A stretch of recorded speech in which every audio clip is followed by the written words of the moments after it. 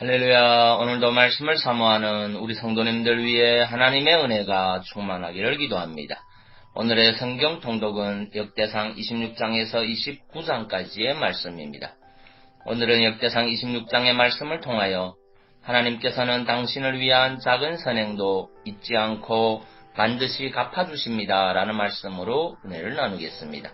오늘의 본문 역대상 26장 4절 5절 말씀입니다.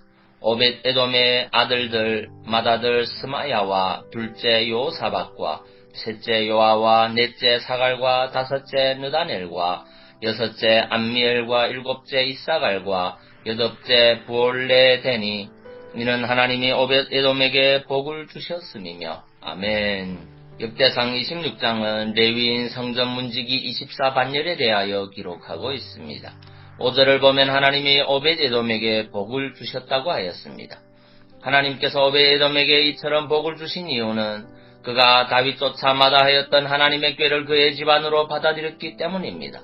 그러나 사실 오벳 에돔이 하나님의 꾀를 자신의 집으로 모셔온 것은 그의 의지에서 비롯된 것이 아니었습니다. 그는 단지 자기 집에 들어오는 언약궤를 마다하지 않고 받아들였을 뿐입니다.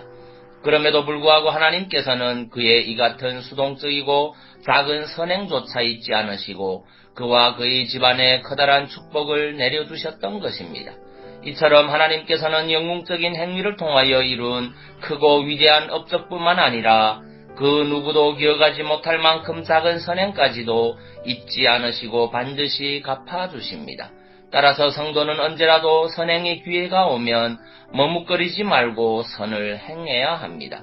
롯을 보십시오. 그는 자신의 성읍에 찾아온 행인을 강권하여 자신의 집으로 맞아들이는 작은 선행 때문에 소돔성의 멸망 가운데서도 구원을 얻을 수가 있었습니다.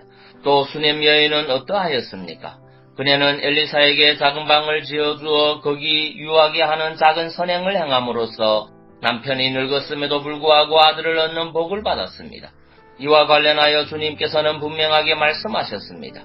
누구든지 너희를 그리스도에게 속한 자라 하여 물 한 그릇을 주면 내가 진실로 너희에게 이르노니 저가 결단코 상을 잃지 않으리라. 그러므로 성도 여러분, 우리는 선을 행할 기회가 왔을 때 그 선의 기회를 잃어버리지 않도록 해야 합니다. 그 선행이 비록 작은 것이요 아무도 알아두지 않는 것이라고 할지라도 적극적으로 선을 행하여야 합니다. 바로 그것이 하나님께 꾸이는 일이요 하늘에 보화를 쌓아두는 방법입니다.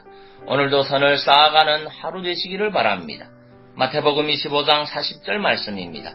임금이 대답하여 가라사대 내가 진실로 너희에게 이르노니 너희가 여기 내 형제 중에 지극히 작은 자 하나에게 한 것이 곧 내게 한 것이니라 하시고 아멘. 기도하겠습니다. 사랑의 주님, 하나님을 향한 작은 선행 하나까지도 하나님은 결코 잊지 않으시고 갚아주신다는 사실을 고백합니다. 오늘도 주님 안에서 선을 힘써 행할 수 있는 하루 되기를 원합니다. 그리고 질병과 마음의 상처들로 고통하는 심령들을 주의 은혜로 치유하여 주옵소서.